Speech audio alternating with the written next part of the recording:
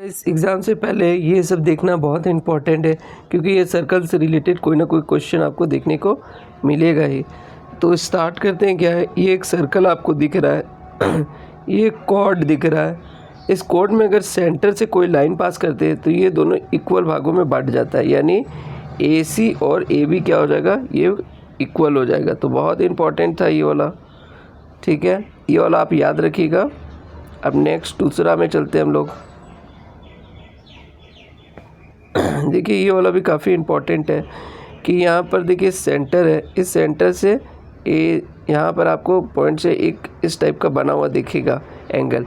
तो ये अगर 30 है तो ये क्या होगा, डबल होगा, यानी AOB 2 टाइम्स ऑफ C का। तो ये काफ़ी इम्पोर्टेंट है, तरह तरह एग्ज़ाम में पूछा जाता है, NTPC में ये आने वाला है, तो काफ़ी इम्पोर्टेंट हो गया। अब नेक्स्ट आते हैं। ये देख सकते हैं, ये एक डायमीटर है, AB सेंटर से पास है, सबसे बड़ा डायमीटर है।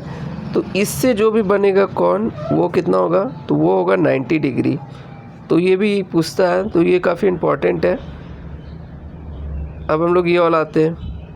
ये वाला देखिए मैंने क्या किया, यहाँ से अगर कोई 2 पॉइंट है तो यहाँ से जो भी आप एंगल बनाएंगे, ठीक है, या सर्कमफेरेंस में, तो वो क्या होगा, इक्वल ही होगा।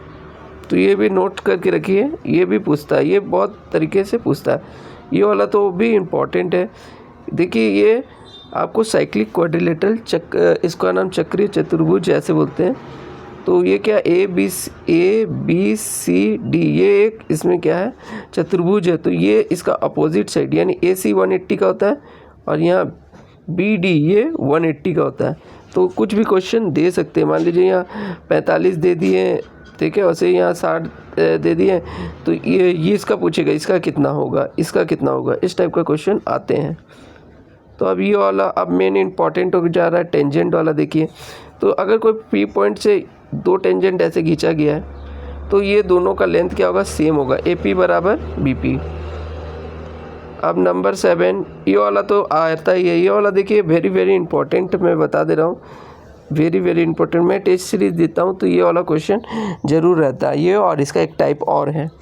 तो इस तरह का अगर आपको दिख रहा है, ठीक है, 2 टेंजेंट इसको बोलेंगे 2 कॉर्ड, तो यहाँ P पे इंटरसेक्टर है तो आपको दे देगा, यहाँ मान लीजिए 8 है, यहाँ 4 है, यहाँ 12 है, तो X दे देगा। तो ये कैसे निकालेंगे, तो ये AP इक्वल टू BP, ठीक है, सॉरी AP इंटू BP और DP इंटू CP, ये वाला और ये वाला मल्टीप्लाई, ये वाला और ये वाला मल्टीप्लाई। देखिए ये मैं उन लोगों को बता रहा हूँ जिनका तैयारी पूरी तरह हो गया, वो इसे समझ पाएंगे, लेकिन कोई नया अगर देख रहा है तो उसको थोड़ा दिक्कत होगा। वो एग्ज़ाम के बाद ही अच्छी तरह से डिटेल्स वीडियो बनाया जाएगा, तब आपको पूरी तरह से समझ में आ जाएगा। अब देखिए ये वाला भी पूछा जाता है, ठीक है, छेदक इस तरह से खींचा गया है ना। तो देख रहे हैं कि AB और BP, मतलब पूछा जाएगा कोड AB को P तक बढ़ाया गया, कोड DC को भी बढ़ाया गया, जो दोनों पॉइंट कहाँ पर इंटरसेक्ट होते हैं, P पे। तो आप निकालने बोलेगा, इसका 12 दे देगा, ठीक है, इसका X दे देगा, तरह तरह से दिया जा सकता है ना। तो देखिए यहाँ पर ये क्या होगा, तो पहले पूरा का ले लेंगे, तो क्या हो जाएगा, जैसे यहाँ पूरा का ले ली AP इंटू बाहर वाला ही लेना, फिर BP, फिर DP फिर क्या हो जाएगा, DP और पूरा CP हो जाएगा, ठीक है। तो ये काफ़ी इम्पोर्टेंट हो गया। अब नेक्स्ट जो है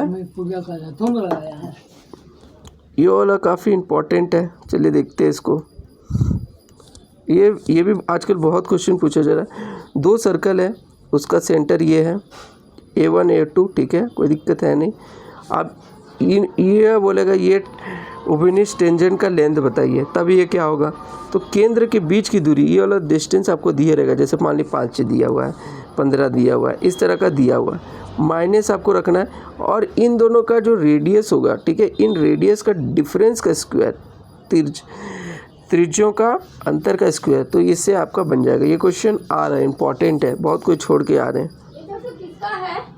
अब हम लोग नेक्स्ट करते हैं, यहाँ पे ये हो गया सेंटर, ये हो गया O1 centre, O2 centre, 2 circle है। अब इस तरह का अगर पूछा जाए AB का डिस्टेंस निकालने तो क्या होगा, वही फॉर्मूला है कि पहले आपको इनका डिस्टेंस पता होना चाहिए, सेंटर का डिस्टेंस, ठीक है, और उसके बाद आपको माइनस रहेगा, सेम क्वेश्चन माइनस रहेगा, और प्लस इस दोनों का जो है रेडियस का सम का, ठीक है, इन दोनों का जोड़ का स्क्वायर होगा, इसको और इसको जोड़ना, R1 प्लस R2 को ऐड करना होगा। तो ये देखिए तिरछा वाला के लिए और सीधा सीधी वाला के लिए क्या है, वहाँ पर माइनस करना पड़ेगा। तो ये काफ़ी इंपॉर्टेंट है और उम्मीद है कि 1 से 2 क्वेश्चन आपका बन जाएगा। वीडियो को आप जो है ज़्यादा से ज़्यादा शेयर कीजिए।